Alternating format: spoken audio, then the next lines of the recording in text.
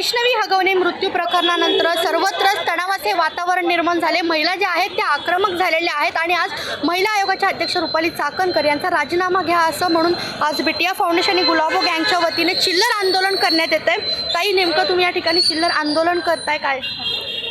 हे बघा, ज्या रुपालीताई चाकण महिला आयोग अध्यक्ष म्हणून वावरत आहेत त्या महिलांसाठी अजिबात काम करत नाही। जागामागा माला बघा, नट्टापट्टा, मस्त भारी भारी 1-1 लाख रुपयाच्या साड्या घालायच्या, इव्हेंट करायचा मोठमोठा आणि स्वतःला प्रोड्यूस करायचं। आम्ही उपमुख्यमंत्री अजितदादा पवारांना विनंती करतो की बाईंना घरी पाठवा, त्या काही महिलांच्या कामासाठी नाही आहेत। दुसरा सामाजिक काम करणारा तुमच्या पक्षातल्या दुसऱ्या कोणालाही पद दिलं तरी चालेल, पण महिलांसाठी झटणारी महिला आम्हाला द्या। काय करत होता? 6 महिन्यापूर्वी मयुरी हगवणेंनी तुमच्याकडे तक्रार केली, काय न्याय दिला?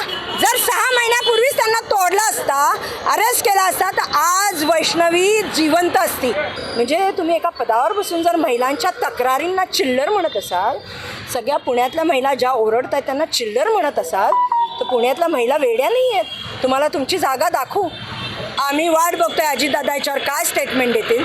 मुख्यमंत्री देवेंद्र भाऊ फडणवीस, भाऊ आहे, एक दादा आहेत, एक भाई आहेत, दादा भाई भाऊ सगळे आहेत। त्यांनी जर आमच्या बहिणींसाठी काही जर केलं, दुसरी बाई निवडून तिथं की जी व्यवस्थित आमच्या महिलांच्या न्यायासाठी लढू शकते, तर ठीक आहे, नाहीतर आम्ही एक साखळी उपोषण चालू करणार आहोत कलेक्टर कचेरीच्या बाहेर। नक्कीच आपण जर पाहिलं तर या महिलांकडून रुपाली चाकणकरांच्या राजीनाम्याची मागणी होती। लवकरात लवकर रुपाली चाकणकरांचा राजीनामा नाही घेतला तर आम्ही साखळी उपोषण करू असा इशारा देखील या महिलांकडून देण्यात आला आहे। प्रियांका परदेशी, लोकशिवाय मराठी, पुणे।